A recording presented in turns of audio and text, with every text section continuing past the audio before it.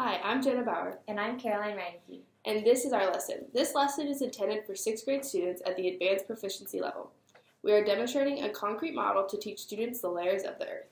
The language objective we chose was to narrate, describe, and explain in writing. We believe the concrete model is an effective strategy for this objective because it allows students to physically create the layers and appeals to kinesthetic learners. Earlier in the lesson, we used a PowerPoint to describe the layers, and now we are making a 3D Earth model to contrast the auditory learning approach. After the students create the model, they will be able to label the layers of the Earth in both English and Spanish and be able to describe each layer. So before we start, we wanted to go over our materials. We have a styrofoam ball, we have our paints, our paintbrushes, we have a pen, and we have a Sharpie. We also have pre-made our labels that we're going to insert into our earth that have the English and the Spanish. Ideally, we want our students to do this themselves while they're going, but for the sake of time, we just did it before to help them process. And so to start, we're going to go ahead and draw the layers so that when we paint them, we know the boundaries of where we're going. And so first, we're going to draw our core circle. And then we would do our outer core. And then next we're going to have our mantle, our lower mantle. And these lines don't have to be perfect, but just for a boundary. And then we're going to have our upper mantle. And then we don't need a line for the outside because this is our crust. So now I'm going to paint these so that we can determine them by their colors.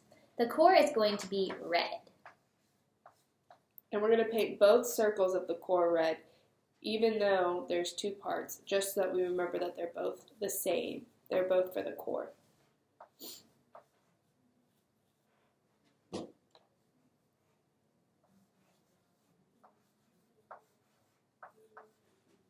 We're going to try to keep the lines, though, so we know which sections there are. But we'll do the best we can. Yes. It does not have to be perfect, but each one of our students is probably going to look a little bit different. But we just want them to be able to physically see the layers of the earth. Okay, so we've done the core. Now we're going to move on to our lower and upper mantle, which we're going to make orange.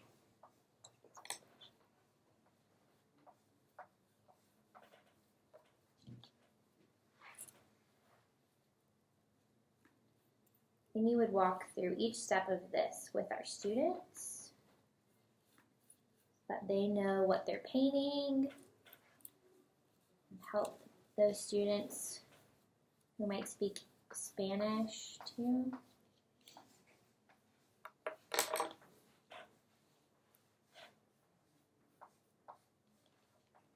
Looks like a rainbow, Jenna. Looks nice.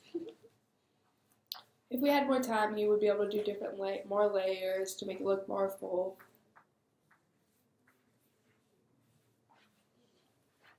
Right, so there's the mantle. And then lastly, we have our crust. Yeah. Which we're going to paint brown. And it goes on the edge of the earth. For fun, we would allow the students to paint the outsides blue and green to make it look more like the earth as well. But that could be an extra activity they do after they finish their assignment for fun.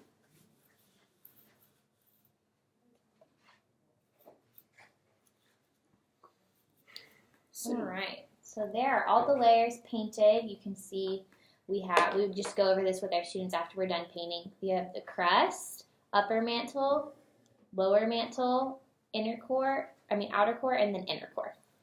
And so next, they would go ahead and they'd have their labels. And so they have their label and it says inner core, and then on the other side it says núcleo interno, which is the Spanish word for inner core. And they would go ahead and just insert that in the inner core. And then they would go next to the outer core with the Spanish word on the back. And they'd put the outer core layer flag in right here. And then we'd go to the lower mantle. And the Spanish word's on the back, and we're going to go ahead and put that one in the lower mantle. And then we have our upper mantle with the mantle superior. And we're going to put that on the outside. And then last but not least, we have our crust.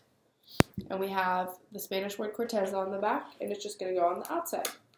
So now our students have a 3D model with all the words labeled, and then on the back sides of all the words they have the Spanish word.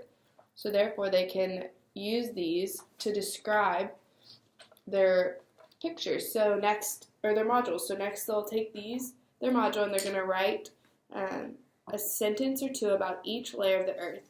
And now they have the Spanish word and the English word in order to write the English sentences with the words in them to describe their module. So to adapt this lesson for beginning level ESL students, we would provide instruction in Spanish and English and allow the students to describe the layers in Spanish whenever they're writing their sentences in the end.